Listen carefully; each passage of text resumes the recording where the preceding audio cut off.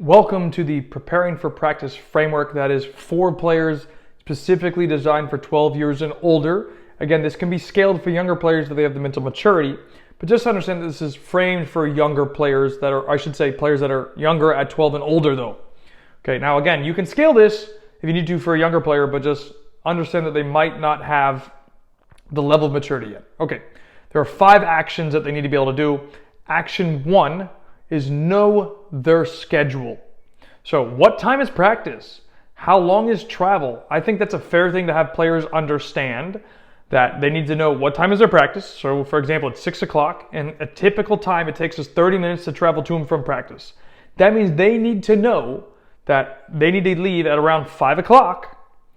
They need to be getting in the car around 5 to 5:10 to be able to get to practice at 5:45 to get their own warm-up in, to prepare themselves for training that starts at 6. That's fair.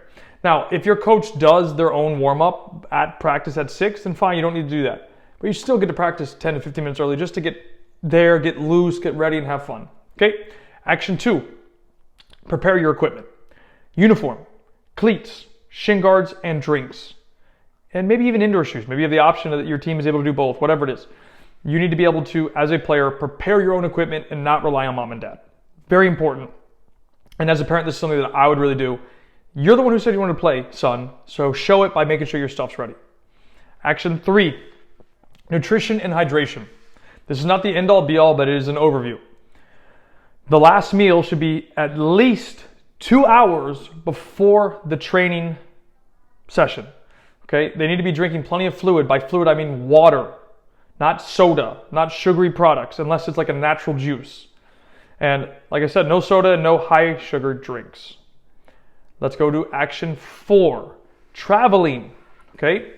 They need to take ownership and tell the family, hey, it's 4:50, we need to leave at 5 o'clock. Mom, I want you to get ready so we can go, or whatever the circumstances. They should be able to take ownership in that. Parent should almost be like an Uber driver. That's the best way to explain it. You want to arrive early, at least 15 minutes before, if not 20 to 30 minutes to give you more time. Okay? Mentally prepare and zone in. Now, obviously, I understand that it's not always possible to arrive that early. If that happens, fine, but that should be what you're striving for if possible. And then action 5, lock in.